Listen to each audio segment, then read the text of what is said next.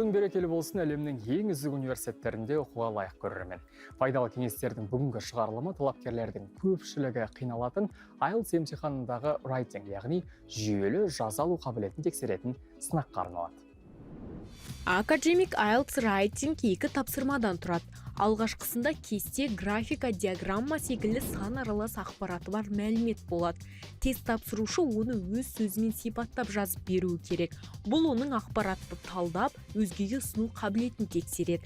Ал екіншісінде берілген сұрақ не тұжырым бойынша есте жазу сұралады.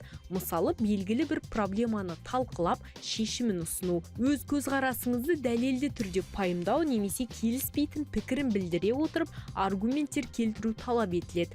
Бұл тапсырмада ойды жазбаша жүйелі жеткізу, жазбаша пікір білдіріп, коммуникация құру қабілеті сыналады. Бұл бөлімді сәтті тапсыру үшін тапсырманы жақсылап түсіну керек. Салыстыруды сұраса, өз пікіріңізді жазып, мәлімет жайлы ой толғап кетудің қажеті жоқ. Не жазатыныңызды 1, 2, 3 бөлек қағазға дереу жоспарлап алған жөн. Во-первых, не всегда, наверное. Жазбаша бөлікке келгенде ең алдымен шабытыңыз болмай әлек қылуы мүмкін. Екіншіден, сізге бейтаныс тақырып келсе, ол да қол байлау болады. Ал шабытыңызбен сұрақ бойынша біліміңіз жеткілікті болса, алдыңызда грамматика мен лексиканы бір арнаға тоғыстырып жазып шығу деген тапсырма тұрады. 60 минут бұған аздық етуі мүмкін. Оған ол жерде бір емес, бір-біріне ұқсамайтын 2 тапсырма болуын қосыңыз. Алғашқысын 20, кейінгісіне 40 минут арнаңыз дейміз тапсырушыларға.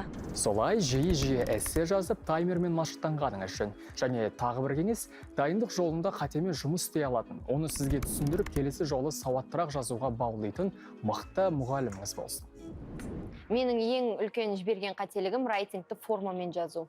Бізде ол IELTS-қа дайындайтын орталықтардың қателігі дер едім, олар саған қаңқасын береді.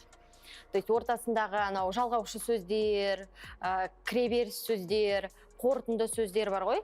Солардың бәрін жазып қояды да, саған қаңқасын береді, қалыбын.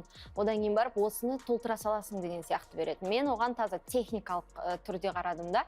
Я ридингта, листингта техникалар бар, бірақ райтингта бәрібір адамның критикалық ойлау жүйесі болу керек, және адамның райтингта сөйлемді құралу, күрделірек құралу дағдысы болу керек. Мәтінді соңынан бір тексеруге де уақыт қалдырыңыз. Белгіленген сөз санына да мұқият болыңыз. Және тағы бір кеңес, IELTS-тың қай бөлімі болсын, апелляцияға беру құқығының барын ұмытпаңыз.